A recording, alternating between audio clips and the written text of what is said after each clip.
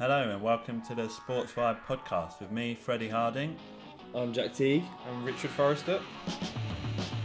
That's a crunching right hand, and that must finish it. It must finish it. Tyson cannot get up from that, surely. He will be counted out.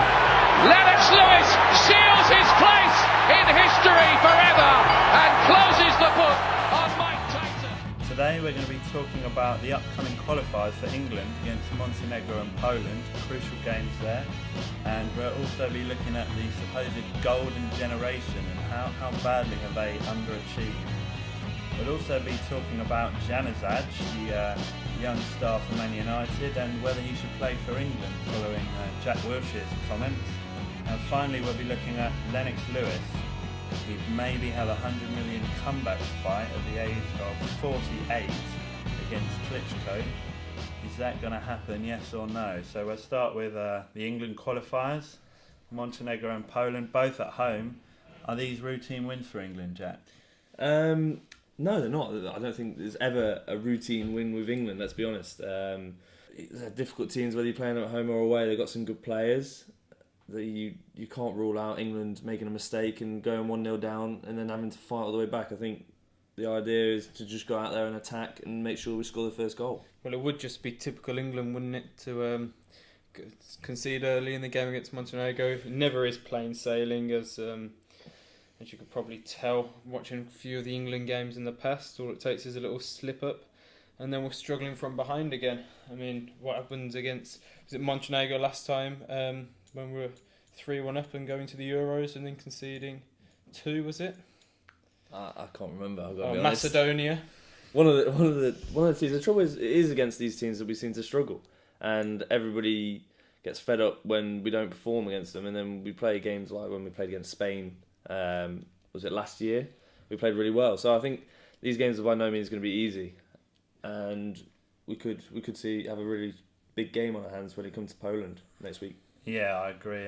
England always seem to make it difficult for themselves, don't we? We spoke a little bit about the squad last week, and thinking about it, the two centre-halves haven't got that much experience at this level yet, and there's some attacking threats in both Montenegro and Poland. Who do you think will be the danger men? Well, I think you've got to look at Jovetic, Man City's new signing. He's obviously got to be the danger man. You've also got that Vucinic as well. Juventus.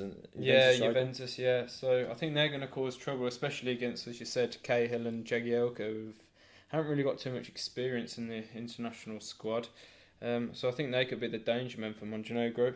And Poland, obviously, you've got a couple of good players. You've got Lewandowski and, testing my very poor Polish, Błaszczykowski.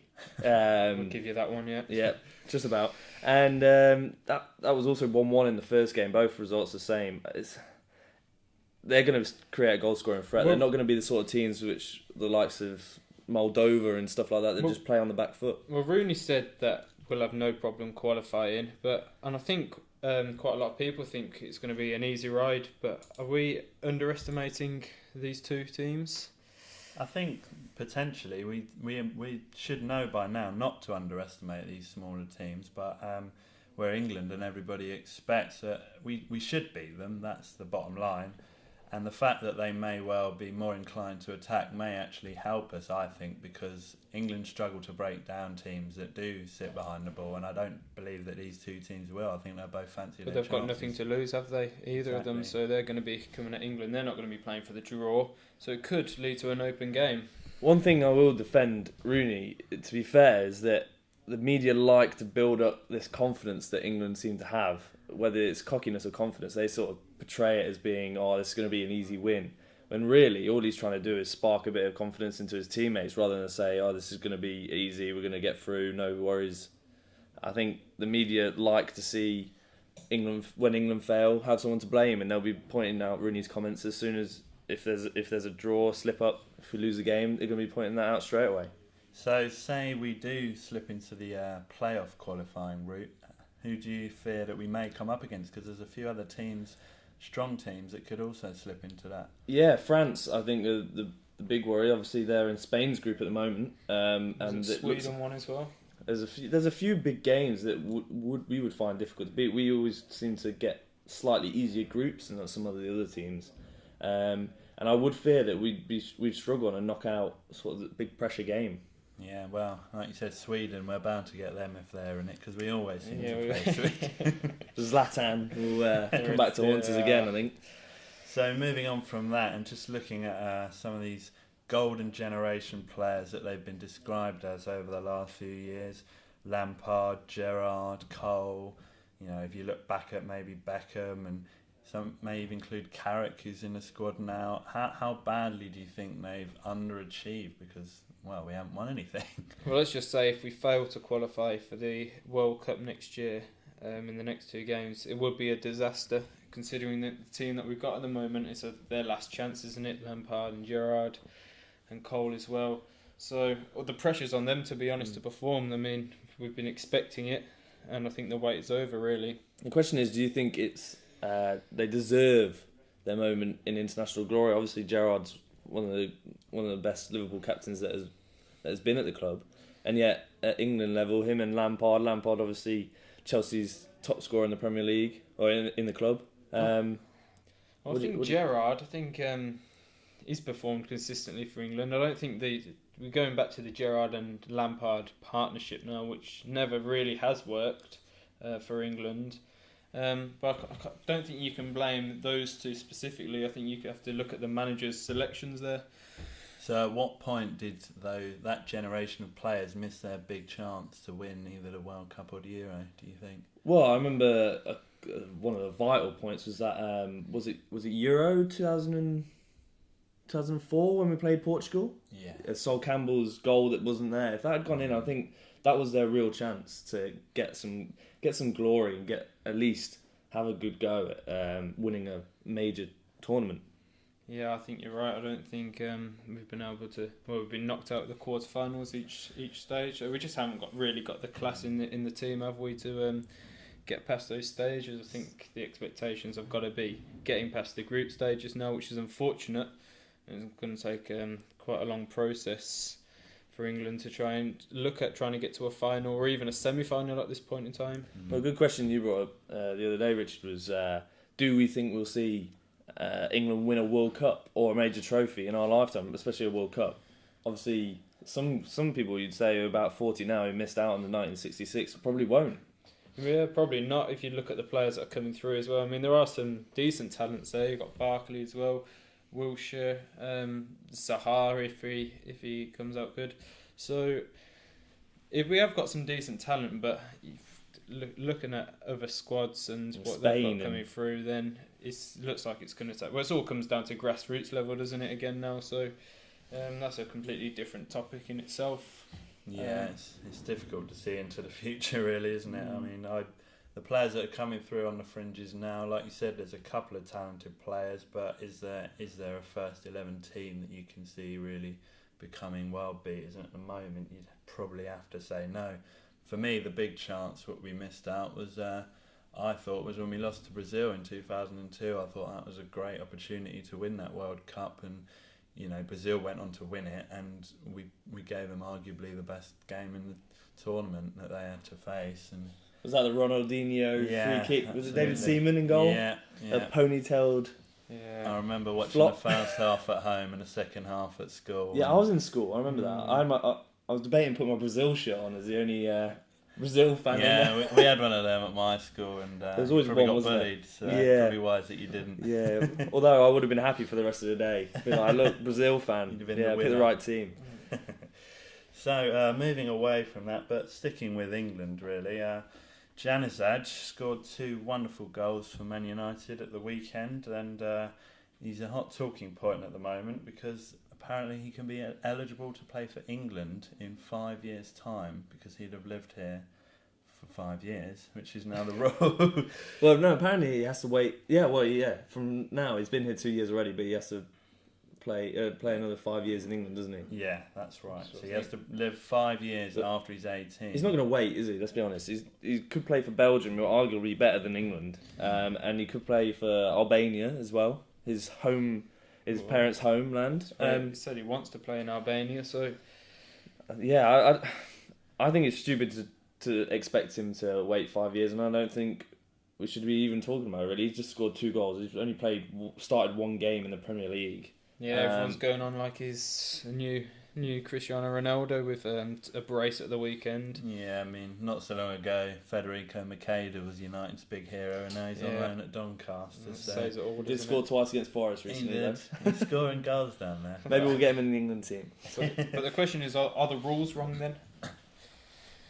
Are the rules wrong? No, I think they're right. I think, as I understood earlier, obviously you need to have some sort of family background with any country that you wish to play for, and you also have to have either 5 years, as we've already said, after the age of 18, or 5 years education prior to the age of 18 before you can play for any team. And I think it's obviously you want to promote English players, and if they've moved there from a young age, you see no reason why that can't be that's part of their culture, that's part of their bringing up, they deserve to play. Even in Januzaj's case? Well, no, he only moved when he was 16, so... So you don't think he should play for England? No, I don't think he should. I think it'd be stupid for him to even play for England. I think he should play for Belgium.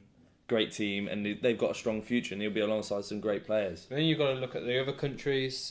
Germany, they've done it. France, they've got Podolski, who's got Polish parents, born in Poland, but you don't see any of those complaining, and I don't think any person supporting England would complain if Januzaj came up with a last-minute winner to win England the World Cup, and all of a sudden he will be a national hero. Absolutely not, of course. But I do think the most wrong thing about this for me is that pressure is being applied to him now, arguably from the media and maybe from other players in England, saying, "Oh, we want you to play for England." And at the end of the day, it should be the boy's choice. Which country does he feel most affiliation to, and that's who he should play for, not which country might I win trophies for, or which country might I get in the side for. And I think you can't guarantee that he's going to make the decision based on which country he feels like he's from, which is what it should be. I think we should criticise Jack Wilshere for making the comments. Don't anger his mum. Don't anger his mum. She might be listening. Yeah, she follows us on Twitter after we pictured Jack Wilshere smoking. We haven't got any angry responses yet, but I think it's bit harsh that Jack Wilshere to come out. I think he should just keep his mouth shut, to be honest, and just get on with his role instead of trying to include and stir up. Do you then think you get to a case where no footballer and no sportsman can say anything ever, as just may as well have no personality? Yeah, but Jack Wilshere is inexperienced. He hasn't proved anything for England, so why is he commenting on other players who should not play for England? Yeah, I know what you're saying, but I also think maybe he was taken a little bit out of context in what he said, and perhaps he didn't have the ability to articulate what he was trying to say all that well. Is that a problem with Twitter? You get 140 characters, obviously you can tweet a few times, but you do get that sort of short, sharp status. I think it definitely can be, especially with complex issues such as this. It's pretty difficult to sum up in 140 characters, but yeah, I think maybe he's had a little bit of harsh treatment from people since his comments, but the timing of it's not great after the smoking pictures. Yeah, he's been in the media a fair amount. But he scored as well at the weekend to get Arsenal points, so there's a bit of up and down. If he scores on Friday, I'm pretty sure all his comments will be forgotten if he scores the winner. Yeah, that's true. Well, we don't even know if he's going to start or not yet. True. Where he deserves the starting spot. He hasn't really played all that well this season. No, despite his goal, he's not been on the best of forms. He's been upstaged by Ramsey, really, isn't he? Yeah, but you would think that Roy Hodgson would play him just because he plays for a big club. That's probably me and my Roy Hodgson views coming in there. Not the biggest fan. Do you not think that's been the case of England for a while, not just under Hodgson? Yeah, you could put it that way. Well, you had Sven, and he always said he was going to pick Beckham and Owen, didn't he? He would have still picked them if they were 50. I'd probably still pick Beckham at 50. Just keep him on that right wing, swing the crosses in, and then take the corners. That's what you need for kicks. Well, what do you want? I do think with Hodgson, though, he does favour the bigger clubs, and he maybe doesn't. You always see him on Match of the Day at a Manchester United game, at a Chelsea game, at an Arsenal game. But you think it'd be the other way around? Because he managed West Brom. He did manage West Brom, didn't he? Yeah, he did, yeah. I'm not forgetting.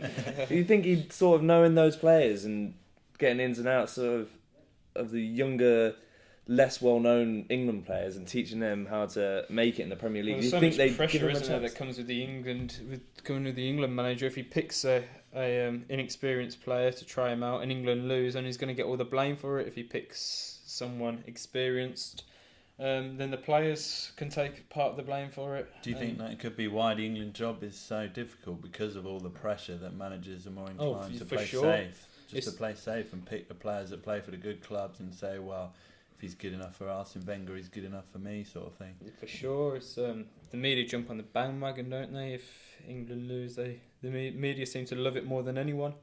They'll criticise whoever, even if Mourinho was our manager, we would still criticise Mourinho if he drew to Ukraine. So there's not really much you can do, but I do think he should give other players a bit more of a chance.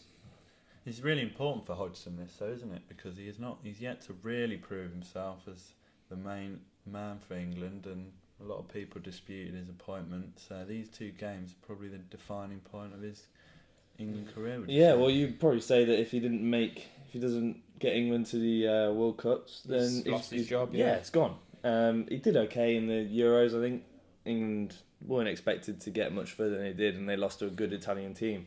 So this isn't making of him, and then once they get to the World Cup, we'll see exactly who he picks and how he goes about it. Well, that's the big test, isn't it? Team selection, really. Obviously on top of performances, but it's going to be the run into that season, who's on form, and if he's going to make any brave decisions. But only time will tell with that decision. He might not even be manager by that time. Okay, well, moving on and away from football. Story broke. Was it this morning that story broke? Last night. Okay, last night. And if you're listening, this is Wednesday night, not last night, depending on when you're listening to it. Wednesday night. The possibility that Lennox Lewis, at the age of 48, might come out of retirement to fight one of the 2 Klitschkos, either Vladimir or Vitalij. Was it Vitalij that he fought at the end of it? Was Vitalij, yeah. So, but Vladimir, I think he's preferring Vladimir for the he wants a two Klitschko wins, I think. That's what he's aiming for. Well, that would be something to behold. But he's been offered 50 million and he wants 100 million. Is that right? No, I think he wants 100 million fight. So then obviously he would be hoping to get half. So he'd be getting 50 million for basically getting his ass kicked. Wow. At the age of almost 50. You say that. You do say that, but... Why, do you think different? 40-year-old man against a world champion? I don't, but you don't know what shape he's going to be in, and whether he'll even make the fight. I personally don't think he will. I don't think it will happen. It's good for all the papers, obviously, and for the rumours, but I just can't see it, to be honest. Well, in light of this story, we have picked our sort of top coming out of retirement moments within the world of sport. I'll go first, as mine relates closely to Lennox Lewis, as one we can draw comparisons from.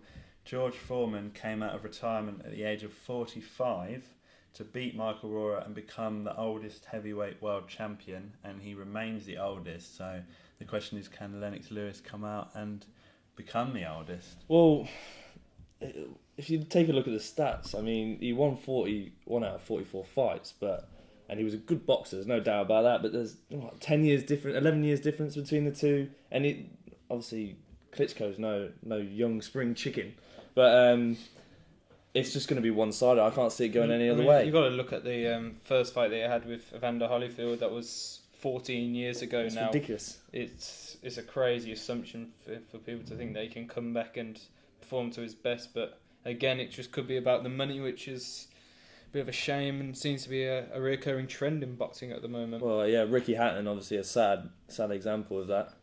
Yeah, it does happen quite a lot. Boxers come out of retirement. In fact, some people think that boxers only retire in the hope that they'll get drawn out of retirement for more money. Well, what age is David Hay? He retired, didn't he? And he's come back within... He was going to retire at 30, wasn't it? And then and then did a stint in the jungle, earned some money there, and then realised, actually, that's not enough. I need to go fight Tyson Hay? Tyson Fury.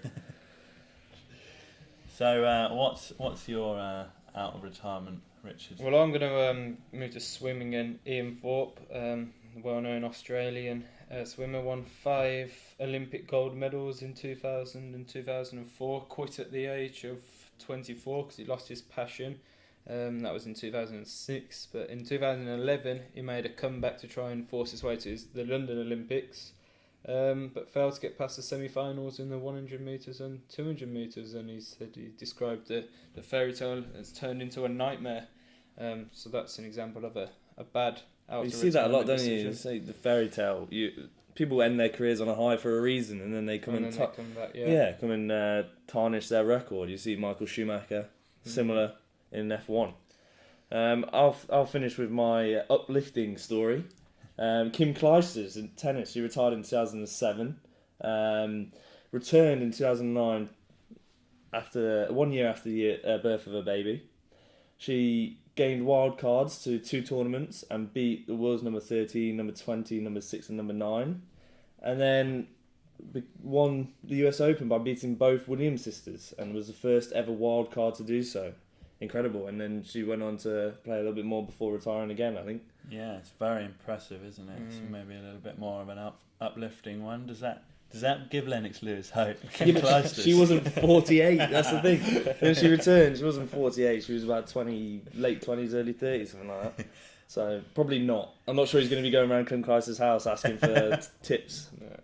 Well, I think it's a very important thing, isn't it, as a very high-profile sports star when you come out of retirement, because it's all about how much sort of dignity you keep, really, and if you can end on a high, or if, unfortunately I felt that Hatton didn't end on a high, and then he thought he could come back and come out of retirement and change that. Let's twist the saga. What happens if Lennox Lewis wins the fight? Will he go down as the greatest boxer ever? No, he can't go down as the greatest boxer ever. It will come down as the greatest comeback ever, I would imagine. Yeah. 48 fighting a world champion who's only lost, he's won like 61 fights out of 65 or something crazy. He'd go down as the greatest comeback ever. I wouldn't say the greatest boxer ever. Might go down as the biggest surprise ever. Yeah, and you'd certainly hear probably in like 70 years' time, there'll be a pub quiz around the country, you're just asking who that man was. But let's be realistic, the chances of that happening are very slim. Yeah. And he needs to calculate that, whether it's worth... You see, the one thing with boxing is it highlights how bad... You've got sports like tennis, they'll just come back, and if they don't do well, they can disappear again without any issues. Boxing, it can ruin your life. You get one knockout, and that could be life-threatening. Okay, so moving away from coming out of retirement, we're going to... bit different this week with predictions, obviously, because it's the internationals. But last week, I'm very pleased to say that on my debut, I came out on top with 10 points to Jack's 9. Richard barking up the rear with 5 there. It's very close though to getting top marks. Just 1 goal off in most of the games. 1 goal can make all Excuses. the difference. Excuses, you sound like Roy Hodgson after a press conference. We'll wait and see who wins this week's challenge next week. Well, are we going to do both games or just the one this week? I think we should do both. I think we should do both. Let's do both, yeah. So both England games, yeah. Are we going to do first? We'll do first score as well, make it a bit interesting. Extra points for first scorer. Yeah. So, who's going to go first? After you. After me, right. So we've got Montenegro. I'm going to say 2-0 England. Although we've been talking about how difficult it's going to be, I think it'll be a difficult game, but we'll still win 2-0. And I'm going to say Sturridge first goal. I'm going to go for a 4-1 victory. I think we'll probably concede first, but then we'll grab a couple before half time. I'm going to go for a Rooney first goal. What, even though we're going to concede first? Oh. You were waiting for that one. That was brilliant. Yeah, that's you a could good go point. with Jovetic. Let's say first England goal. Well, they're the only 2 players I know, Jovetic and Vucinic, so I'll probably go for Jovetic. Okay. You'll be gutted if he doesn't start. You're going to have to hope for 5 goals in the last half an hour. Well, I will go with 3-1, sticking with the England win trend. I love how we slag off England and then go for convincing 2 or 3 goal win. Blind patriotism is always good. I will go for a Gerrard first goal. Ooh, interesting. I'm going to go with You start with the Poland game as well next Tuesday. Okay, Poland. I think could be a little bit tighter, and I think we're going to nick it 1-0.